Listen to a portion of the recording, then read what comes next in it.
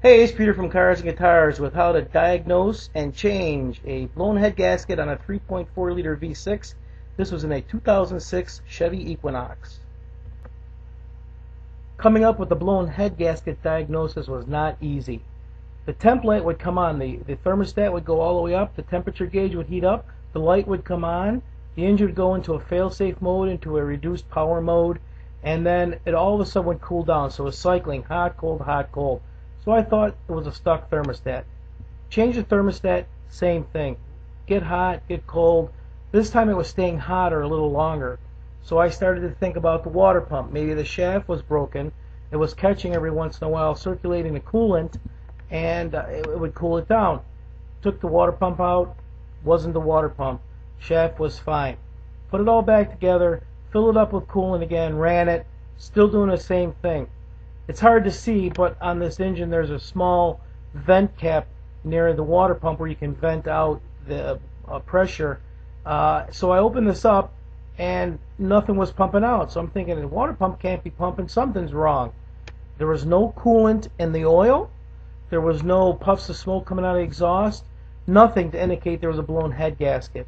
So I pulled off the hoses off the radiator, drained all the coolant out, started the engine with no thermostat in the manifold, and you could smell gasoline and exhaust fumes coming through the upper radiator hose, right through the manifold. So right then that told me blown head gasket. Here's the motor with the top part of the plenum taken off. Very easy to access the fuel rails and take most of the motor apart. I have to give GM credit. The engine was built fairly well and really designed for serviceability. You can see the fuel rail and how easy it is to get to all the bolts, especially the manifold bolts, all the crossover pipe bolts. The engine doesn't even have to be unbolted to do this job, so very easy job.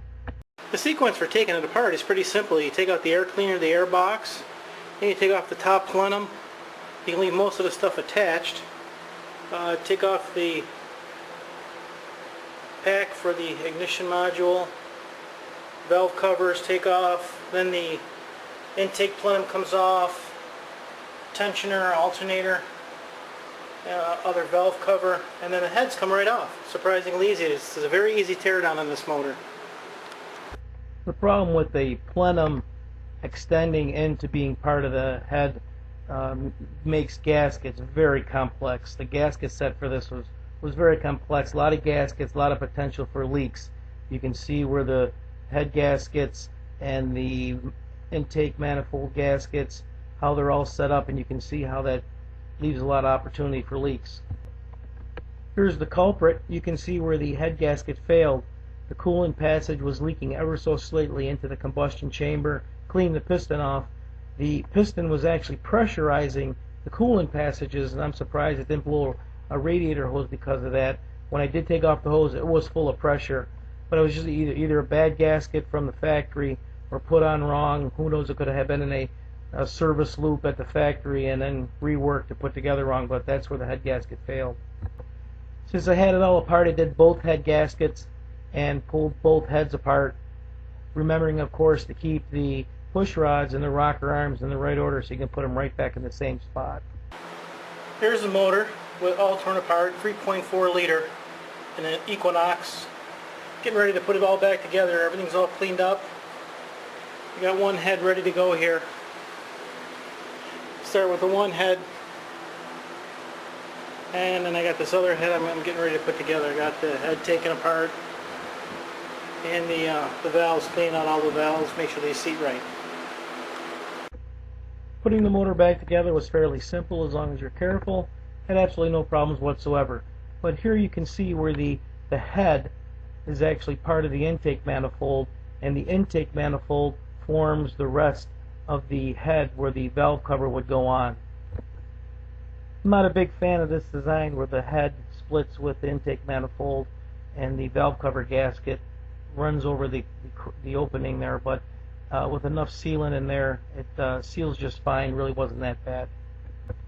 Here's the motor put back together. I've got about 500 miles on it now, and it runs fantastic like it was new. While I had it apart, I took the opportunity to clean all the carbon off the valves, clean out the heads, soaked them, got them real clean so that there was no carbon inside of any of the runners, cleaned the plenum of all the carbon, the upper and lower plenum, cleaned all the carbon out of the runners and the throttle body, and it runs absolutely fantastic. Start to finish, the whole job, you could probably get it done in 10 hours. I took 15 because of the work I did, but you can get it done in 10. This is Peter from Cars and Guitars. There's my phone number. If you do this job or something similar and have any questions, need any help, feel free to give me a call. I'd love to hear from you. Thanks for watching.